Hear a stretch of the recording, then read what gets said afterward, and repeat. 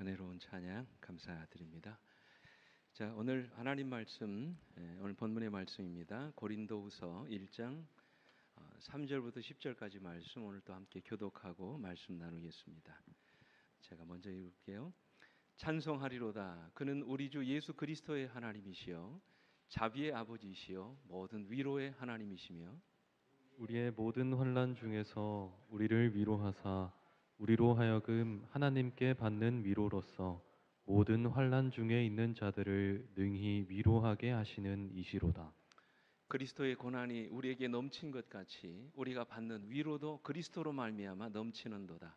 우리가 환난 당하는 것도 너희가 위로와 구원을 받게 하려는 것이요 우리가 위로를 받는 것도 너희가 위로를 받게 하려는 것이니 이 위로가 너희 속에 역사하여 우리가 받는 것 같은 고난을 너희도 견디게 하느니라. 너희를 위한 우리의 소망이 견고함은 너희가 고난에 참여하는 자가 된 것 같이 위로에도 그러할 줄을 알미라. 형제들아, 우리가 아시아에서 당한 환난을 너희가 모르기를 원하지 아니하노니 힘에 겹도록 심한 고난을 당하여 살 소망까지 끊어지고 우리는 우리 자신이 사형 선고를 받은 줄 알았으니 이는 우리로 자기를 의지하지 말고 오직 죽은 자를 다시 살리시는 하나님만 의지하게 하심이라. 그가 이같이 큰 사망에서 우리를 건지셨고 또 건지실 것이며 이후에도 건지시기를 그에게 바라노라. 아멘. 아멘. 저는 오늘 이 말씀을 본문으로 해서 고난이 주는 위로라는 제목을 가지고 같이 말씀의 은혜를 나누겠습니다. 그럼 질문 드릴까요? 여러분, 이 세상에 위로가 필요 없는 사람이 있을까요? 나는 위로가 전혀 필요하지 않다. 여러분 그런 분 계십니까? 아마 그런 분 안 계실 겁니다. 우리는 저마다 위로가 다 필요합니다. 특별히 고난을 만난 사람에게는 하나님의 특별하신 위로하심의 손길이 필요합니다. 그죠? 그것이 질병이든 사업의 어려움이든 아니면 어떤 사고나 재난의 어려움이든 누구나 상처를 보듬어 주고 용기를 줄 수 있는 특별한 위로가 필요합니다. 근데 여러분은 고난이 주는 위로가 있다는 사실을 알고 계십니까? 나를 힘들게 하고 때로 나를 고통스럽게 만드는 고난이 여러분 나에게 도리어 위로가 되고 용기가 된다는 사실을 아세요? 외국 어린이 동화 가운데 개미들의 사랑이라고 하는 이야기가 있습니다. 아들 개미 한 마리가 길 건너편에 사는 아가씨 개미 한 마리를 사랑하게 됐습니다. 그래서 어느 날 아들 개미가 용기를 내서 아스팔트 길 건너편에 사는 아가씨 개미를 만나러 가기로 결심을 했습니다.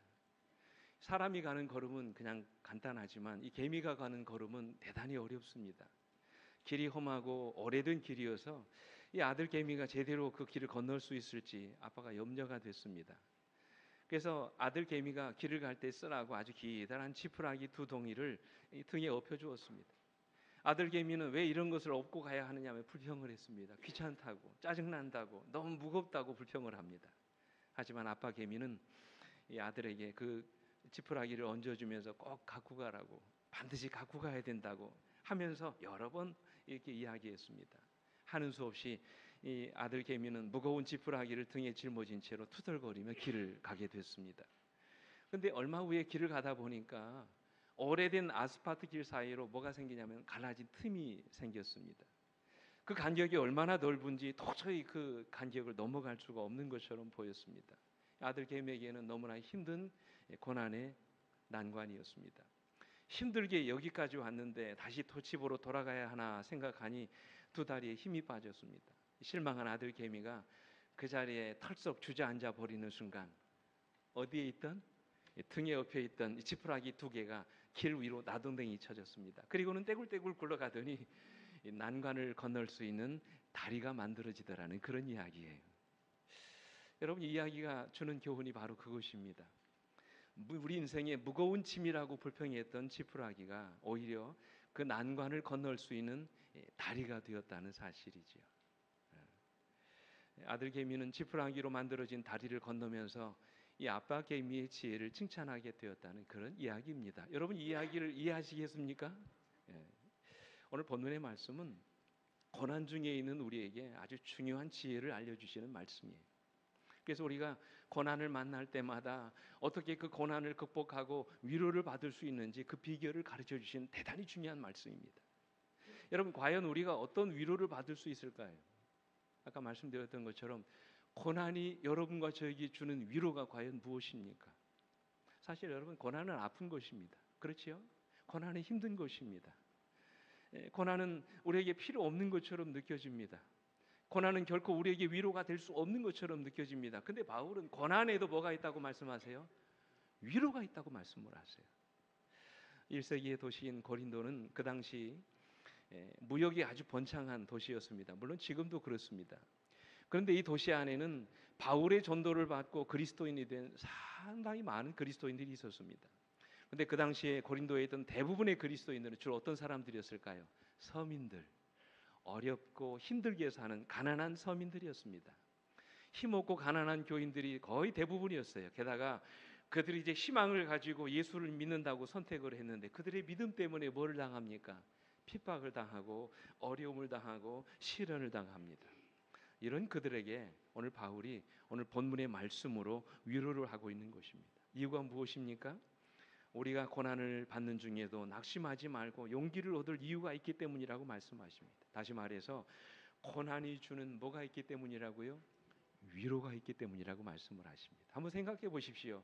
고난은 힘든 것인데, 고난은 우리를 어렵게 하는 것인데, 과연 우리 인생에서 만날 수 있는 고난이 우리에게 주는 위로가 과연 무엇인가 하는 거예요. 첫째로 고난이 주는 위로는 고난 중에 있는 우리가 하나님의 특별하신 위로를 경험할 수 있다는 것입니다.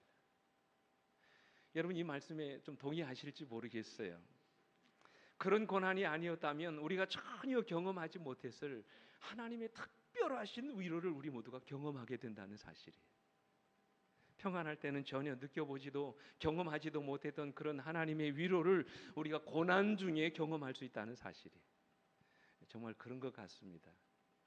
비록 짧지 않은 인생을 살았지만 저의 인생에서도 수많은 고난과 어려움이 있을 때마다 저는 하나님의 특별하신 위로를 경험합니다. 그 하나님의 위로 때문에 오늘 제가 이 자리에 있게 된 것입니다. 이것은 고난을 경험한 사람만이 알 수 있는 위로입니다. 그래서 바울은 오늘 본문에서 이렇게 말씀하시죠. 같이 읽어볼까요? 시작. 찬송하리로다. 그는 우리 주 예수 그리스도의 하나님이시요 자비의 아버지이시요 모든 위로의 하나님이시며 라고 그랬어요. 여러분, 우리가 믿는 하나님이 어떤 하나님이라고요? 그냥 하나님이라고 말씀하지 않으셨어요. 우리 주 예수 그리스도의 하나님이시요 자비의 아버지이시요 모든 위로의 하나님이시라고 말씀하셨어요. 여러분, 우리가 이 고린도후서를 읽어보면 이 본문에 나오는 예수가 그냥 예수가 아닌 것을 우리가 알게 됩니다. 여러분, 고린도후서에 나오는 예수는 어떤 예수였습니까? 여러분 아시는 것처럼 고난받는 예수예요.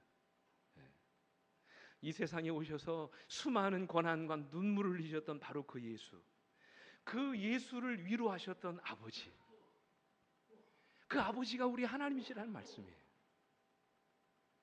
십자가 위에서 우리 죄를 대신 짊어지시고 피 흘려 죽으시기까지 아들과 함께 고난의 잔을 맞으셨던 그 하나님, 연약한 인성을 입으신 아들 예수가 자신의 사명을 감당하기까지 곁에서 그를 붙잡아 주시고 용기를 주셨던 그 하나님, 여러분, 그 하나님이 오늘 여러분과 제가 믿으시는 우리 하나님이라는 사실이에요.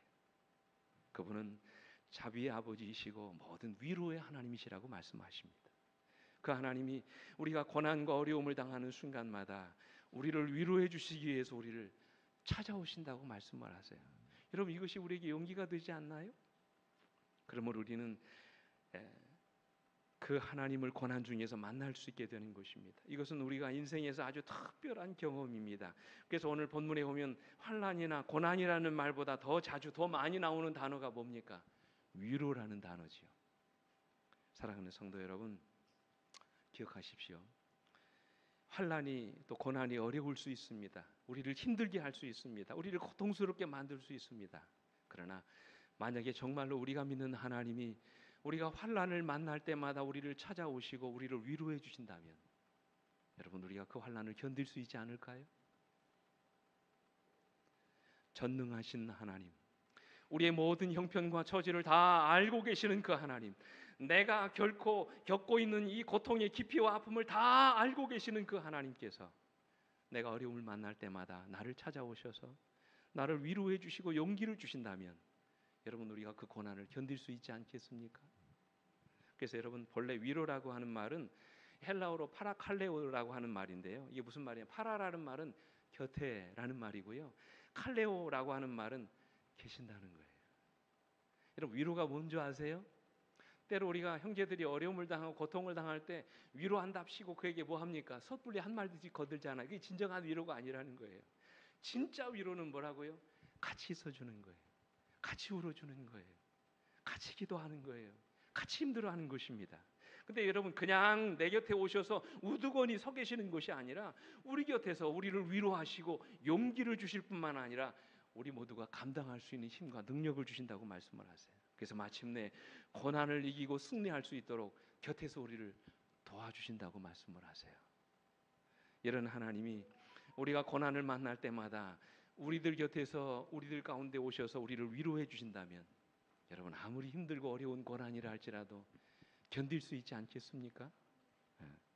이 구약 성경에 보면요, 다니엘과 그 세 친구인 사드락과 메삭과 아벳느고가 바벨론의 포로로 끌려가잖아요. 근데 여러분, 다니엘 3장에 보면 느부갓네살 왕이 신할 땅에다가 뭐를 세웁니까? 큰 금신상을 세웁니다. 그리고는 모든 백성들에게 다 뭐 하라고 합니까? 다 절하라고 얘기합니다. 그러나 다니엘의 세 친구는 그 느부갓네살이 세운 금신상 앞에 뭐 하지 않았어요? 절하지 않았습니다. 결국에 그들은 풀무불 속에 던짐을 받았습니다. 오로지 그들의 신앙에 따라 자기 생명을 버리면서까지 그들의 신앙을 지키려고 했던 것입니다. 그러나 하나님은 그들이 풀무불 속에 던져지는 것을 막지 않으셨어요. 그들이 뜨거운 풀무 구덩이 속에 던져지는 것을 주님이 허락하셨어요. 근데 여러분, 그들이 풀무불 속에 던짐을 받았을 때 어떤 일이 일어났습니까? 우리 다니엘 3장 25절에 보면 누구와 같은 아들이요? 신들의 아들과 같은 분이 고난 중에 있는 그들 가운데 그들과 함께 하셨다고 말씀하세요. 그분이 누구셨습니까? 성육신 하시기 전에 바로 예수 그리스도셨다고 말씀하셨습니다. 그분이 그들의 고난과 함께 하셨던 것입니다. 그래서 여러분, 영감의 글은 이렇게 말씀을 하세요. 한번 들어보십시오. 여호와께서는 당신의 백성을 잊지 아니하셨다. 당신의 증인들이 풀무에 던져졌을 때 구주께서는 몸소 그들에게 나타나셨고 그들과 함께 불 가운데 거니셨다. 열과 냉을 주관하시는 여호와 앞에서는 불꽃이 그 태우는 능력을 상실하였다. 아멘. 우리 감동을 주는 구절이 뭡니까? 여호와께서는 당신의 백성을 뭐 하지 않으셨다고요?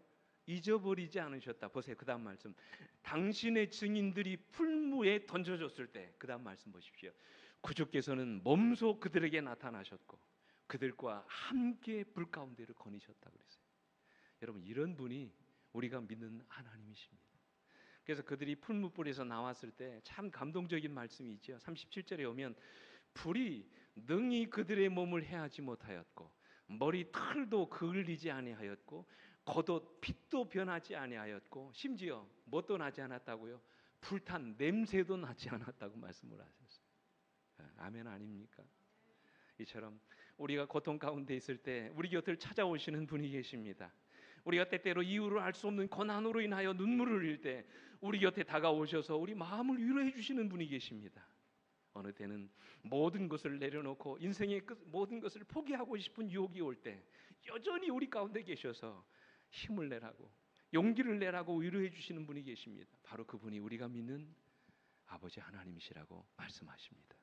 그때마다 주님은 우리에게 말씀하시지요. 두려워하지 말라. 내가 너와 함께 함이니라. 놀라지 말라. 나는 내 하나님이 됨이라. 내가 너를 굳세게 하리라. 참으로 너를 도와주리라. 참으로 나의 의로운 오른손으로 너를 붙들리라고 말씀하세요. 오늘 여러분, 이 약속의 말씀을 믿으십니까? 이 말씀을 믿고 힘을 내시길 간절히 바랍니다. 오늘 아프셔서 참석을 못 하셨는데 여러분 아시는 것처럼 지난 1월 22일 밤 10시 52분경에 일어난 화재로 저 서천 특화시장의 점포 222곳이 완전히 전소되는 안타까운 사고가 일어났습니다. 다행히 인명 피해는 없었지만 이 수많은 상인들이 하루아침에 사업장을 잃고 절망에 빠지게 됐습니다. 저는 간밤에 일어난 일이라 새벽이 되어서야 어느 집사님이 알려준 소식을 듣고 제가 알게 됐습니다. 제가 그날 화재 소식을 들은 그 순간부터 저는 오직 한 가지 생각밖에 나지 않았어요. 그날 화재로 하루아침에 사업장을 잃어버리셨을 이 장로님 네 분을 생각하니까 억장이 무너지는 것입니다. 어떻게 일구어 놓으신 사업장인데, 평생을 손가락 굽어지고 무릎이 닳도록 만들어 놓으신 사업장인데, 그 안에 자식 같은 물건들이 많이 있었을 텐데 어쩌나 말씀이 들어오지 않았습니다. 그저 기도만 하고 있을 수가 없었습니다. 그래서 그 소식을 듣자마자 정신없이 화재 현장으로 달려갔습니다. 정말 참담한 모습이었어요. 제가 사진을 담지 않았습니다. 생각나실까 봐. 화재로 뒤틀리고 시커멓게 타들어간 이 참으로 보기 흉한 구조물들 안으로 정말 아무것도 보이지 않았어요. 모든 것이 다 타버렸습니다. 건질만한 것이 아무것도 없었습니다.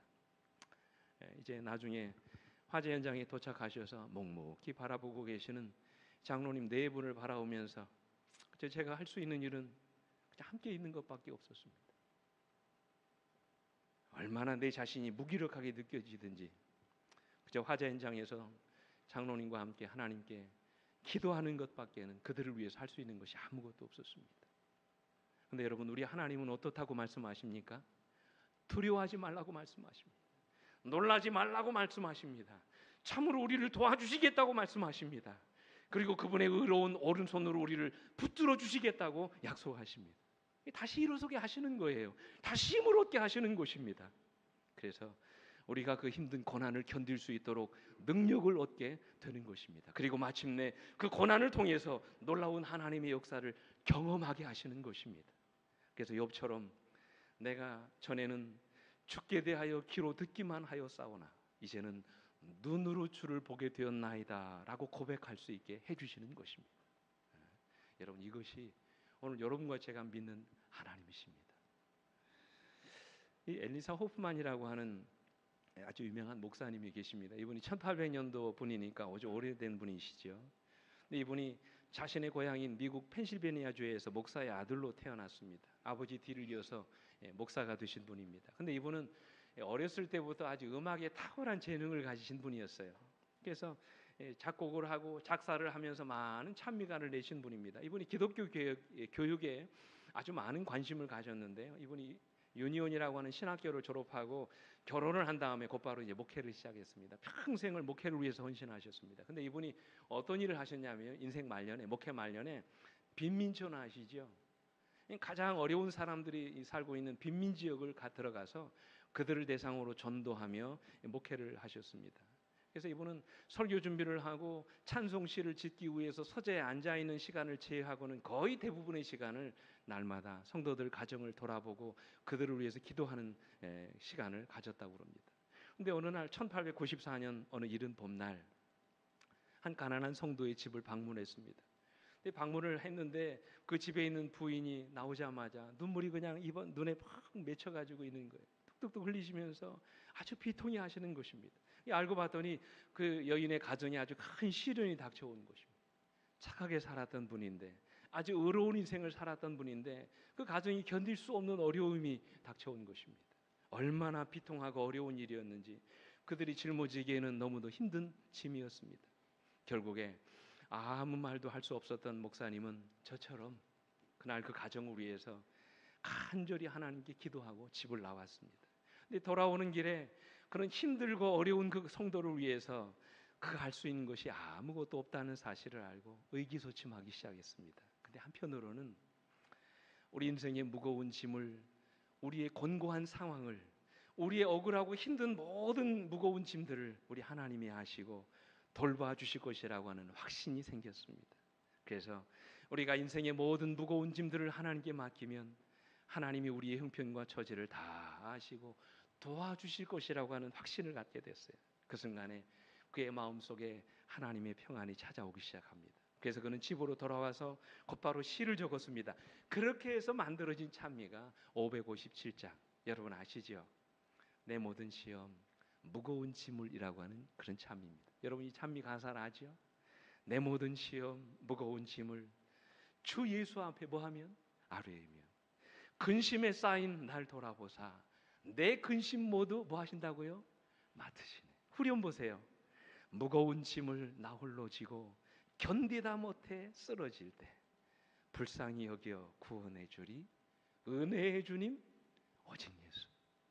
사랑하는 우리 성도 여러분, 고난 중에 있는 우리에게 있어서 가장 큰 위로는 기억하십시오. 고난의 현장에 있는 우리를 친히 찾아오셔서 여러분과 함께 하시는 우리가 믿는 하나님 때문에 그렇습니다. 우리가 고난을 당하면서도 우리 하나님을 찬양할 수 있는 이유가 어디 있습니까? 그 이유는 우리가 받는 환난의 깊이만큼 하나님의 넉넉하신 위로가 오늘 우리와 함께 하실 것을 믿기 때문에 그렇습니다. 오늘도 우리와 함께 하시고 우리를 위로해 주시는 하나님, 그 하나님 때문에 우리는 세상에서 만나는 고난을 넉넉히 이길 수 있게 되는 것입니다. 때로 우리가 원치 않은 고난을 만날지라도 낙심하지 말고 용기를 얻을 수 있게 되시기를 간절히 바랍니다. 변함없이 여러분과 저를 사랑하시는 그 하나님께서 고난의 현장에 여러분과 저와 함께 하심을 믿으시게 되기를 간절히 바랍니다. 그분의 위로를 통해서 다시 일어서고 힘을 얻게 되시는 우리 모든 성도들, 특별히 재난을 만난 주의 성도들 되시기를 간절히 바랍니다. 둘째로 고난이 주는 위로는요, 고난을 통해서 우리가 고난받는 자들을 위로할 수 있게 된다는 사실이에요. 이것이 고난이 주는 위로입니다. 여러분, 이 말이 별 말씀 같지 않처럼 느껴질지 모르겠지만 굉장한 위로입니다. 그래서 여러분, 영감님은 이렇게 말씀하셨어요. 들어보십시오. 한번 들어보세요. 예수께서 위로의 봉사를 하신 것은 고난을 통해서였다. 그분은 인류가 당하는 모든 고난을 같이 당하신다. 자기가 시험을 받아 고난을 당하셨은즉 시험 받는 자들을 능히 도우시느니라. 아멘. 여러분, 우리 주님께서 위로를 해줄 수 있는 이유는 이미 그분이 뭐를 경험하셨기 때문이라고요? 대답해 보세요. 이미 그분이 뭐를 경험하신 분이기 때문이라고요? 고난을 경험하신 분이기 때문이라고 말씀하셨어요. 그분이 여러분 얼마나 많은 고통을 당하셨습니까? 평생을 배고픔과 외로움 속에 사셨습니다. 가는 곳마다 괴롭히고 비난하는 사람들을 만나셨습니다. 유대 지도자들로부터 멸시와 조롱을 당하셨습니다. 사랑하는 제자들로부터 버림을 당하셨습니다. 그리고 마지막에는 혼자서 무거운 그 십자가를 지셨어요. 그 길을 오직 몇 사람의 여인들만 따라갔습니다. 주님은 홀로 인생의 모든 무거운 짐을 지고 살아가셨습니다. 그러나 그분 자신이 상처를 받아보셨기 때문에 그분은 상처받은 인생을 이해하십니다. 그분 자신이 멸시를 받아보셨기 때문에 그분은 멸시받는 사람을 이해하십니다. 그분 자신이 조롱을 받아보셨기 때문에 그분은 조롱받는 자들을 이해하십니다. 그분 자신이 배고픔과 눈물을 흘려보셨기 때문에 그분은 우리의 배고픔과 우리의 눈물을 이해하십니다. 왜요? 이미 그분이 이런 모든 고난을 경험해 보셨기 때문에 그렇습니다. 그러므로 하나님이 우리의 삶에 고난을 허락하시는 이유는요, 우리가 받는 고난을 통해서 나와 유사한 고난을 당하는 사람들의 고통을 이해할 뿐만 아니라 그들을 진정으로 위로해 줄 수 있는 사람이 되게 하시기 위함인 것입니다. 그래서 우리가 당하는 고난을 만난 사람들에게는 얼마나 큰 위로가 되는지 모릅니다. 그래서 여러분 4절에서 바울은 이렇게 말씀하십니다. 같이 읽어보겠습니다. 시작. 우리의 모든 환난 중에서 우리를 위로하사 우리로 하여금 하나님께 받는 위로로서 모든 환난 중에 있는 자들을 능히 위로하게 하시는 이시로다. 제가 이 말씀을 준비하면서요, 개인적으로 이 말씀을 읽을 때 아멘 그랬습니다. 여러분, 이것은 고난을 경험하지 않은 사람들은 모릅니다. 저는 이미 이런 수많은 고난들을 경험해 본 사람들이기 때문에 누군가가 나와 같은 고난을 경험하고 있다고 하면 남의 일처럼 느껴지지 않습니다. 마치 내 일처럼 느껴져요. 그래서 그냥 말 한마디 할 때에도 조심하게 되고 마음에 있는 진심을 담아 그들을 위로할 수 있게 됩니다. 그냥 의무적으로 하는 말이 아니라 그들의 아픔을 진정으로 이해할 수 있고 마음을 담아서 그들을 위로할 수 있게 되더라는 그런 말씀이에요. 무엇이 나를 이렇게 만들었을까요? 내가 이미 뭐를 경험한 사람이기 때문에, 고난을 경험해 본 사람들이기 때문에 그래요. 오늘 본문에 오면 그리스도의 고난이 넘친 것 같이 우리의 위로도 그리스도로 말미암아 넘치게 된다고 말씀하셨어요. 여러분, 어떻게 주님이 우리의 위로자가 되셨다고 말씀하셨습니까? 주님이 이미 그런 고난을 경험해 보신 분이기 때문이라고 말씀하셨어요. 십자가를 겪어보신 분이기 때문에 그렇습니다. 고난의 극점인 아버지와 영원히 분리되는 고통을 이미 주님이 경험해 보신 분이기 때문에 그렇습니다. 고난의 깊이와 아픔을 몸소 체험한 분이기 때문에 그렇습니다. 그래서 그분은 우리를 넘치도록 위로해 주실 수 있다고 말씀을 하시는 거예요. 그리고 그분의 위로를 경험한 우리가 이제는 삶의 현장에서 우리와 같은 아픔과 고난을 경험하고 살아가는 다른 형제들을 위로해 줄 수 있는 그런 인생을 살아가기를 원하시는 것입니다. 이것이 바로 고난이 주는 위로입니다. 내가 받는 고난을 통해서 형제의 아픔을 진정으로 위로해 줄 수 있는 사람이 되는 것, 그들을 통해서 위로를 받게 되는 것, 그게 우리에게 큰 위로가 된다는 말씀이에요. 여러분, 이게 무슨 말인지 이해되세요? 한번 이런 얘기를 한번 드려보겠습니다. 영국의 유명한 빅토리아 여왕 있잖아요. 미국의 해가 지지 않는 나라를 만들었던 가장 위대한 왕입니다. 9명의 자녀를 두었는데 이 빅토리아 여왕의 총애받는 신하 가운데 한 아내가 아이를 낳다가 아이를 유산하는 사건이 일어났습니다. 아이를 잃어버린 것입니다. 얼마나 가정이 아이를 기다렸는데 그만 복중에서 아이가 죽은 것입니다. 이 아이를 유산하고 아내가 삶의 의욕을 잃어버리고 절망에 빠져서 매일같이 죽고 싶다고 이야기합니다. 이 소식을 들은 여왕이 친히 그 여인을 방문했습니다. 근데 여러분, 이 여왕이 이 여인을 방문한 이후에 여인이 놀랍게 회복되고 삶의 의욕을 되찾더라는 거예요. 이상했습니다. 그래서 여왕이 떠난 다음에 이 남편이 여인에게 물었습니다. 도대체 여왕이 우리 당신에게 한 말이 뭐냐고, 도대체 무슨 말을 했길래 그렇게 용기를 얻고 삶의 의욕을 찾았느냐고 그렇게 말합니다. 그때 여인이 이렇게 말합니다. 여왕은 제 손을 잡고 꼭 한마디 말씀을 하셨습니다. 당신의 마음이 어떤지 내가 알아요. 그 말이 전부였습니다. 그런데 그 순간 저는 여왕께서 얼마 전에 나처럼 유산하신 것을 기억하게 되었습니다. 그리고 그것이 여왕께서 나 같은 여인을 찾아오신 이유임을 깨닫게 되었습니다. 제가 그분의 손을 붙잡고 있는 동안 이 고난이 나 혼자만의 고난이 아닌 것을 알게 되었습니다. 그 순간 이상하게도 내 마음을 억누르고 있던 고통이 사라져 버렸답니다. 그렇습니다. 사랑하는 성도 여러분, 이 땅에 고통을 경험하지 않은 사람은 아무도 없습니다. 내가 겪고 있는 이 고난은 나 혼자만 경험하고 살아가는 고난이 아닌 것입니다. 이 땅의 모든 사람들은 다 나와 같은 고난을 경험하며 살아갑니다. 모양만 다를 뿐 이 땅에서는 삶의 다양한 고난을 누구나 다 경험하고 살아갑니다. 중요한 사실은 이 땅에 의미 없는 고난이 없다는 사실이죠. 세상에 이유 없는 고난은 없습니다. 하나님이 오늘 우리의 삶에 고난을 허락하셨다면 그 고난에는 반드시 하나님의 분명한 이유와 계획이 있음을 믿으시게 되길 간절히 바랍니다.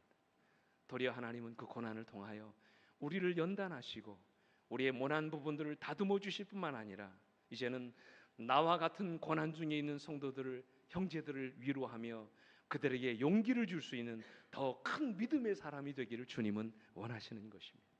바로 이것이 고난이 주는 두 번째 위로입니다. 이제 마지막으로 고난이 주는 위로는요, 고난을 통해서 우리가 오로지 누구만요? 하나님만 의지할 수 있게 하신다는 사실. 저는 이것이 고난이 주는 가장 큰 위로라고 생각합니다. 편안할 때는 피로를 느끼지 못합니다. 우리들의 삶이 순탄할 때는 전혀 하나님에 대한 피로를 느끼지 못합니다. 요즘 말로 잘 나갈 때는 하나님에 대한 피로를 전혀 느끼지 않습니다. 내 실력대로, 내가 계획한 대로, 내가 생각한 대로 모든 일들이 다 이루어질 때는 하나님을 찾으려고도 하지 않습니다. 이게 인간의 본능이에요. 근데 여러분, 누구나 그렇지만 우리 인생에 뭐가 닥치고요, 고난이 오고 인생의 막다른 골목에 이르게 됐을 때 비로소 우리는 자신의 연약함을 깨닫기 시작합니다. 인간의 힘으로는 도저히 헤쳐나갈 길이 보이지 않을 때 비로소 우리는 하늘을 바라보기 시작합니다. 혹독한 시련을 경험하면서 내가 아무것도 아님을 깨닫게 될 때 비로소 우리는 절대자를 향하여 우리의 손을 내밀게 되는 것입니다. 나의 지혜나 경험이 물거품처럼 사라져 버릴 때 우리는 비로소 잊어버렸던 우리 하나님을 찾게 되는 것입니다. 그래서 바울이 뭐라고 말씀하셨어요? 9절에 이렇게 말씀하십니다. 같이 읽겠습니다. 시작. 우리는 우리 자신이 사형 선고를 받은 줄 알았으니 이는 우리로 자기를 의지하지 말고 오직 죽은 자를 다시 살리시는 하나님만 의지하게 하심이니라. 여러분, 이 바울이 얼마나 큰 시련을 받았는지, 마치 뭐를 받은 줄 알았다고요? 사형 선고를 받은 줄 알아, 죽는 줄 알았다는 말. 어떤 환난을 그가 경험했던 것일까요? 바로 앞절에 보시면 이렇게 말씀하세요. 형제들아, 우리가 어디에서요? 아시아에서 당한 환난이라고 말씀하셨어요. 이 환난이 얼마나 컸던지 살 소망까지 다 끊어져 버렸다고 말씀하셨어요. 여러분, 이 바울이 경험한 이 환난이 어떤 환난이었을까요? 많은 학자들이 이야기합니다. 아마 그것은 사도행전 14장에 나오는 바울이 루스드라에서 안진뱅이를 일으켜 죽었을 때 사람들이 그를 뭘로 세우려고 합니까? 신으로 세우려고 하잖아요. 스스와 허메라고 하면서 신으로 추앙하려고 합니다. 그것을 바울이 거절했을 때 유대인들의 모함에 의해서 바울이 뭐에 맞습니까? 돌에 맞습니다. 거의 죽다 살아요. 아마 이걸 얘기하는 것일 것이다. 어떤 학자는 아마 사도행전 19장에 나오는 바울이 에베소에서 갔을 때 그들이 복음을 전해가지고 그 에베소에 있는 우상을 파는 데메드리오라는 사람이 바울이 전한 전도로 수많은 사람들이 우상을 버렸을 때 장사가 안 되니까 이 바울을 이 원형 경기장에다가 몰아넣고 그를 죽이려고 했던 바로 그 사건을 의미할 것이다. 그 어떤 분은 이야기합니다. 어떤 신학자는 고린도후서 11장 23절 이하에 나오는 말씀처럼 바울이 선교 여행을 다니면서 겪었던 수많은 수고와 옥에 갇히는 경험과 수없이 매맞고 죽을 고비를 넘기면서 강을 건너고 줄이고 목마르고 춥고 헐벗었던 그런 경험을 이야기할 것이다. 그렇게 이야기합니다. 어떤 혹자는 환란, 여기서 말하는 환란이라고 하는 것이 고린도후서 12장에 말씀하시는 바울의 경험했던 육체의 가시, 여러분 아시죠? 그가 평생을 앓았던 뭐예요? 이 안질, 이 질병 때문에 당하는 그 고통일 것이라고 그렇게 이야기합니다. 근데 여러분, 그것이 무엇이든지 얼마나 괴로웠겠습니까? 얼마나 힘들었겠습니까? 이런 이야기를 통해서 우리는 그가 얼마나 힘에 겨운 고난의 세월을 살았는지를 짐작해 볼 수 있어요. 그 얼마나 힘들었으면 심한 고난을 받아 뭐까지 끊어질 뻔했다고요? 살 소망까지, 마치 사형 선고를 받은 줄 알았다고 말씀하셨어요. 근데 여러분, 바울이 그러한 고난을 경험을 통해서 한 가지 깨닫게 된 놀라운 사실이 있다고 그랬어요. 그것은 무엇이었습니까? 그것은 바로 그가 인생에서 경험했던 그 고난을 통해서 자신을 의지하지 않고 누구만 의지할 수 있게 됐다고요? 하나님만 의지할 수 있게 되었다고 말씀을 하셨어요. 여러분, 바울이 하나님을 의지하지 않았을까요? 하나님을 불신하는 사람이었습니까? 아니죠. 그는 누구보다도 하나님을 철저하게 신뢰하는 사람이었습니다. 그러나 바울도 인간인지라 어느 순간 하나님보다도 자기를 의지하며 살아가는 자신의 모습을 보게 됐어요. 그러나 바울이 인생의 벼랑 끝에 몰리는 고난을 경험하게 되면서 그는 자신이 아무것도 아닌 존재임을 깨닫게 된 것입니다. 그리고 이제는 더 이상 자기 자신을 의지하지 않고 오직 하나님만 의지하는 믿음의 사람으로 그의 삶이 변화되는 것을 경험하게 된 것입니다. 바로 그것입니다, 여러분. 고난은 우리로 하여금 하나님과 더 어떻게 하게 하세요? 가까워지게 하십니다. 하나님만 의지하게 하십니다. 이것이 바로 고난이 주는 가장 큰 축복입니다. 하나님은 고난을 통해서 오늘 여러분과 제가 하나님만 의지하는 믿음의 사람이 되기를 원하십니다. 우리가 고난을 통해서 오직 하나님만 신뢰하는 믿음의 사람으로 변화되기를 주님은 원하십니다. 그래서 마지막으로 영감의 글은 이렇게 말씀하십니다. 들어보십시오. 그분께서 시련과 환난을 허락하시는 것은 우리의 유익을 위하여 그의 거룩하심에 참여케 하시기 위함이다. 감당하기 심히 어렵고 가혹하게 보이는 시련이라도 일단 믿음으로 받아들이면 축복임이 판명될 것이다. 세상의 쾌락을 앗아가는 혹독한 재난이 오히려 우리의 눈을 하늘로 향하게 하는 수단이 될 것이다. 아멘. 여러분, 이 말씀을 믿으십니까? 이 보세요. 감당하기 심히 어렵고 가혹하게 보이는 시련이라도 일단 믿음으로 받아들이면 무엇임이 판명될 것이라고요? 축복임이 판명될. 그 이유가 뭐라고 말씀하십니까? 마지막 구절에 말씀하셨잖아요. 그 이유가 뭐라고요? 왜 고난이 우리 삶의 축복이 된다고 말씀하십니까? 세상의 쾌락을 앗아가는 혹독한 재난이 오히려 우리의 눈을 하늘로 향하게 하는 수단이 되기 때문이라고 말씀하세요. 믿으십니까? 한 말씀만, 이야기만 드리고 말씀을 마치겠습니다. 지난 2014년도에 출간된 책 중에 따라 내 음성이 들리니? 그런 책이 있습니다. 리엔 맥코이라고 하는 사모님이 쓰신 그 책인데요. 이분이 지난 2010년도에 대장암 수술을 받으셨어요. 요즘 뭐 다 알았다 하면 다 뭡니까? 암이잖아요. 대장암 수술을 받았어요. 수술을 받고 이분이 치료를 다 받다가 2년 만에 암이 다시 재발됩니다. 그래서 어디까지 전이가 되냐면 간에까지 전이가 됩니다. 전이된 암을 인해서 이 간을 또 절개를 하는 수술을 받게 됐습니다. 근데 그 와중에 병원 생활을 오래 하니까 말이죠. 착하게 잘 자라던 큰딸이 18살이었는데 이 큰딸이 그만 남자친구를 만나서 나가서 동거하더니 아이를 낳은 거예요. 여러분 이거 이해가 되세요? 네? 누구는 아픈데 엄마는 아파서 오늘 내일 죽느냐 사느냐 사경을 헤매는데 딸이 그만 나가가지고 남자친구를 만나더니 그 남자 아이를 가진 것입니다. 목사님 딸이 얼마나 지금 이 암 수술을 받고 지금 암투병을 하고 있는 그 엄마가 고통스러운데 여러분 그런 일을 했겠습니까? 그것이 끝이 아니었어요. 근데 그 아들이 또 있었는데 그 아들이 바이러스 감염증에 걸리더니 전염성 단핵증이라고 하는 병을 압니다. 그 병이 걸려가지고 얼마나 몸이 뜨겁게 이렇게 나는지 편도선염에다가 림프절이 비대하게 되고 그 병으로 또 아들이 고통을 당합니다. 근데 여러분 대부분 그렇잖아요. 집안에 한 가지 우환이 닥치면 끊임없이 계속적으로 어려움을 당합니다. 목회를 하는 남편이 갑자기 피부암에 걸립니다. 암에 걸려가지고 남편이 또 치료를 하는 것입니다. 그러다가 마지막 남아있는 작은 딸이 말이죠. 다낭성 난소증후군이라고 하는 병에 걸려 고통을 당합니다. 집안 식구가 다 고통을 겪는 것입니다. 하루아침에 그 집안에 고난이 몰려오는 것입니다. 그런데 어느 날 갑자기 그들이 섬기던 교회가 집중호우로 건물이 무너져 버렸어요. 그래가지고 무려 피해액만 27만 5천 달러, 우리 화폐로 환산하면 약 3억 6천만 원 정도의 피해가 생겼습니다. 교회가 물에 잠겨서 당장 보수해야 되는 어려움 상황에 처하게 된 것입니다. 연속되는 고난에 견딜 수 없는 그 절망의 가장 밑자락에서 그래도 이 사모님은 하나님의 말씀을 붙잡고 계속해서 눈물로 기도하셨대요. 여러분 한번 생각해 보십시오. 여러분 기도할 수 있겠습니까? 이런 상황에 기도할 마음이 생기시겠어요? 본인은 암이 재발했죠. 남편도 암이 생겼죠. 큰 딸은 집을 나가서 뭐를 낳았어요? 아이를 낳았죠. 다른 딸은 병에 걸렸죠. 남아있는 아들마저도 병에 걸렸습니다. 교회는 침수됐습니다. 어디를 바라봐도 절망뿐이었습니다. 마치 이 사모님은 요셉이 갇힌 감옥과도 그 인생이 같았다고 말씀하셨어요. 그럼에도 그녀는 요셉처럼 하나님을 놓지 않았어요. 계속해서 기도했습니다. 그러던 어느 날 그가 성경을 읽다가 하나님의 음성을 듣습니다.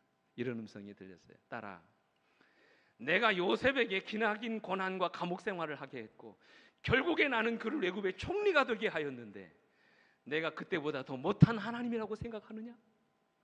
이런 하나님의 음성이 들렸어요. 그 음성에 눈물을 흘리면서 내가 하나님을 철저하게 의지하지 못한 것 회개합니다. 그리고 하나님 앞에 내 인생의 모든 문제를 맡깁니다. 이제는 내 인생을 하나님께 다 맡기고 의지합니다. 하나님 도와주십시오. 날마다 기도해서 그랬더니 여러분 이 책에 나오는 이야기 보면 가출했던 딸이 돌아옵니다. 그리고 남편과 아들과 딸이 건강이 다 회복됩니다. 남편이 섬기던 톰슨 스테이션 처치라고 하는 이 교회가 8명에서 무려 2,000명이 되는 교회로 부흥합니다. 그 이야기가 이 책에 다 기록되어 있어요.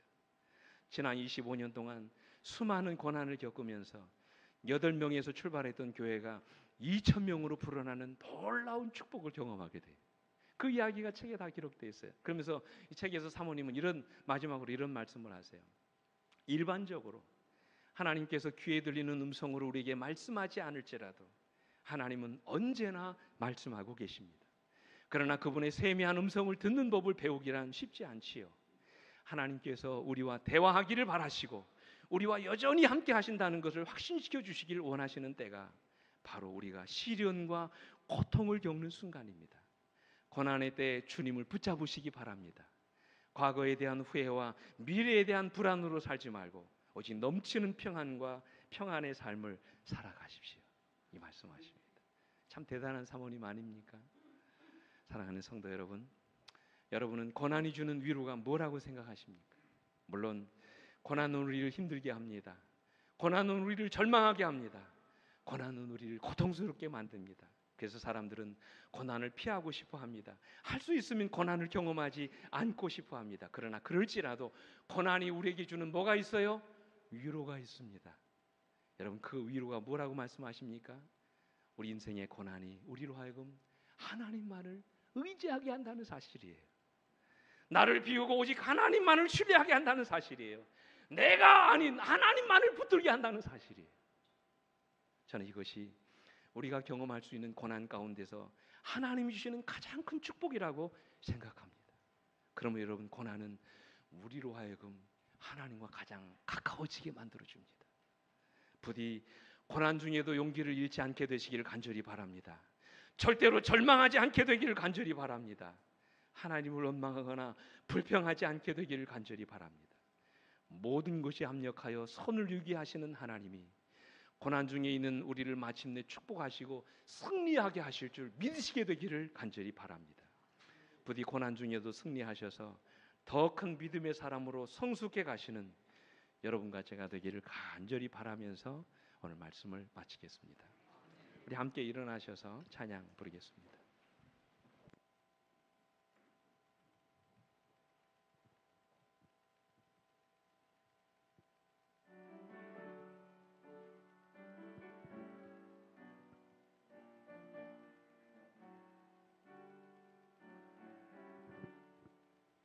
내 모든 시험 무거운 짐을 주 예수 앞에 아뢰이면 근심에 쌓인 날 돌아보사 내 근심 모두 맡으시네.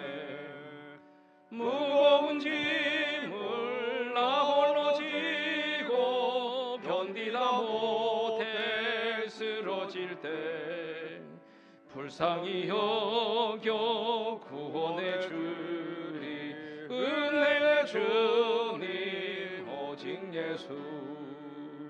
내 모든 괴로움 닥치는 환난 주 예수 앞에 아뢰이면 주께서 친히 날 구해 주사 넓으신 사랑 베푸시네. 무거운 짐을 나 홀로 지고 견디다 못해 쓰러질 때 불쌍히 여겨 구원해 주리 은혜의 주님 오직 예수. 내 짐이 점점 무거워질 때 주 예수 앞에 아뢰이면 예수는 나의 구주가 되사 내 대신 짐을 져주시네.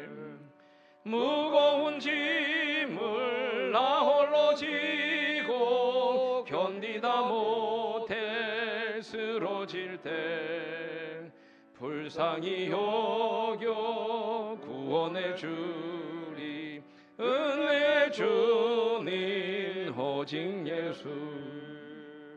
마음의 시험 무거운 죄를 주 예수 앞에 아뢰이면 예수는 나의 능력이 되사 세상을 이길 힘 주시네. 무거운 짐을 나 홀로 지고 견디다 못해 쓰러질 때 불쌍히 여겨 구원해 주리 은혜의 주님 오직 예수. 아버지 하나님, 우리 절망하지 않게 붙들어 주시옵소서. 우리가 낙심하여 쓰러지지 않도록 곁에서 우리를 붙들어 주시옵소서. 고난의 한가운데 있는 우리 모두를 찾아오셔서 한 사람 한 사람을 위로해 주시고 다시 일어서고 재기할 수 있도록 힘과 능력을 더하여 주시옵소서. 이제는 우리 아버지 하나님의 놀라우신 은혜와 그 아들 예수 그리스도의 다함이 없는 십자가의 사랑과 오늘도 우리를 일으켜 주시고 다시 일어설 수 있는 능력을 주시는 성령 하나님의 감화 감동하심이 오늘 삶에서 당하는 여러 가지 고난과 무거운 짐으로 인하여 고통 중에 있는 모든 성도들을 위해 이제로부터 영원토록 언제나 함께해 주시옵기를 우리의 구주이신 예수 그리스도의 이름으로 간절히 축원하옵나이다. 아멘.